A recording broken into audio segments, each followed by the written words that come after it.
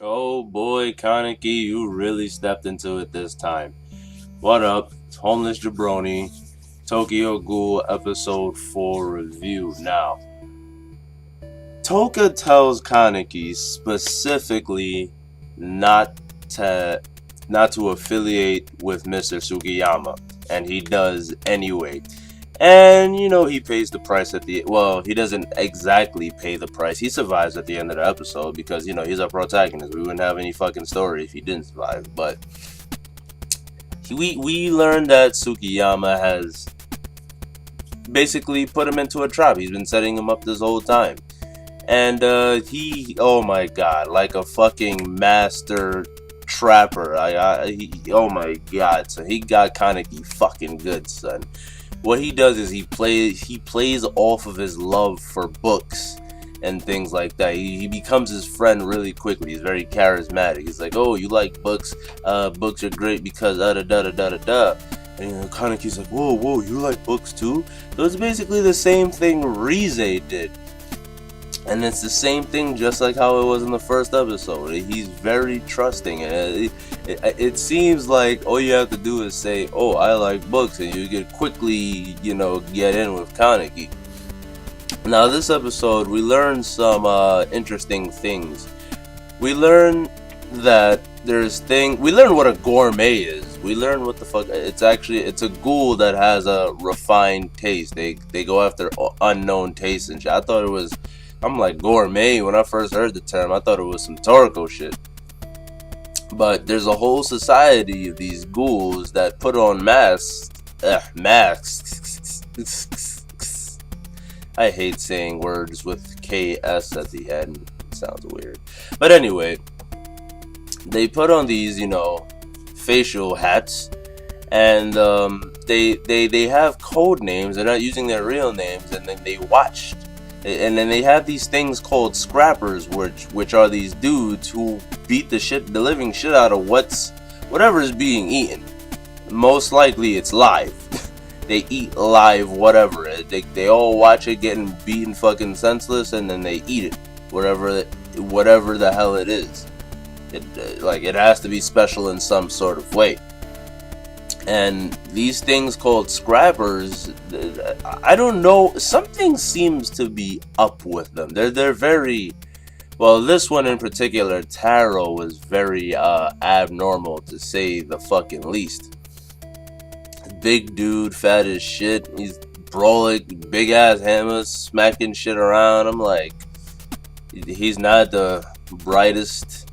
Kaneki's literally doing a fucking, like, yo, he's fucking putting up his suit jacket and luring him in and covering the shit over his head. I'm like, okay, he's not too smart, he's not too bright. So something seems to be going on there.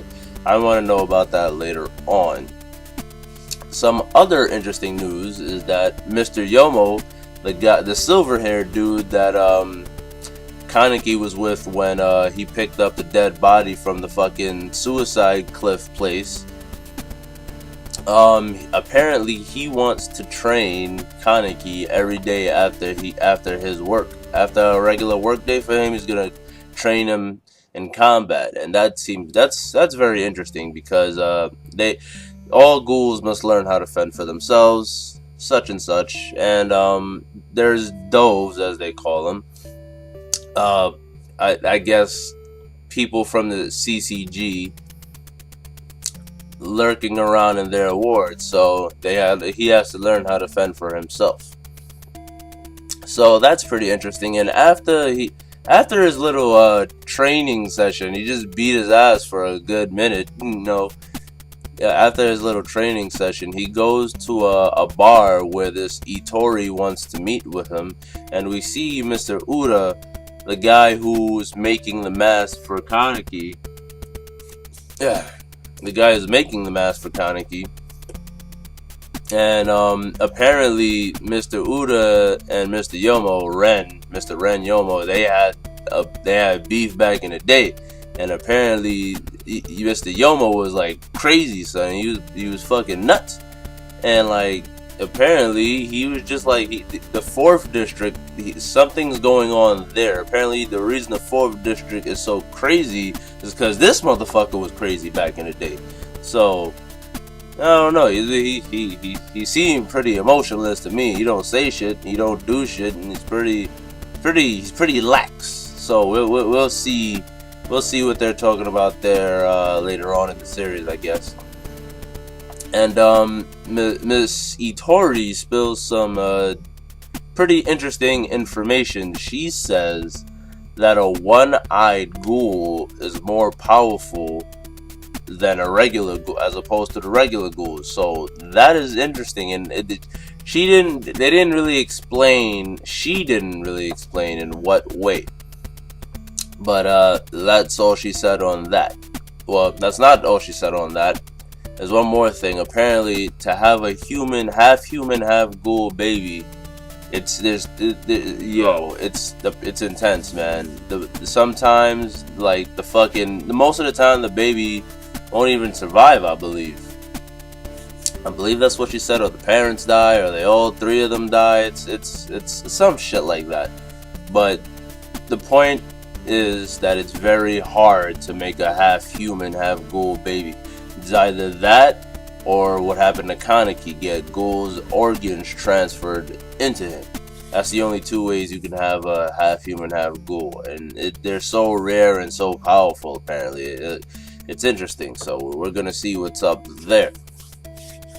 And one last thing, in the Coliseum, when they find out that he's a half human, half ghoul, they fucking freak. They're like, dude, we're gonna eat this guy. No, we're gonna eat this guy. Yo, apparently, like, a ghoul with the scent of a human just gives a gourmet a boner, because Mr. Tsukiyama, he was just like, there was a moment where oh yeah, this is also interesting. Mr. Tsukiyama knows Rize, and he also plays off of that to lure Kaneki in, and he's telling her he's remembering Rize, something she said to him, something along the lines of, "Oh, you're kind of silly for being a gourmet. What kind of shit is, oh, you know, I have a refined taste and I eat human flesh. It's kind of silly." That's something along the lines of that, and he fucking freaks the fuck out. He's offended in the highest ways. He's fucking crushing his coffee cup, and Kaneki sees him, and Kaneki's like, "Oh, bro, let me get that for you." And when he does, he fucking cuts his finger, and Tsukiyama's like, "Oh my god, bro." Puts a napkin on his finger, and some of the blood like leaks into it, and he stops bleeding. He's like, "Oh, my bad. I'll take care of this for you. Give me this. He runs into the fucking bathroom, and he just fucking sniffs the shit like it's the best cocaine in the goddamn. I'm like, he's like, "Oh my god, this aroma, and I'm like, he's like, "Oh my god, this aroma,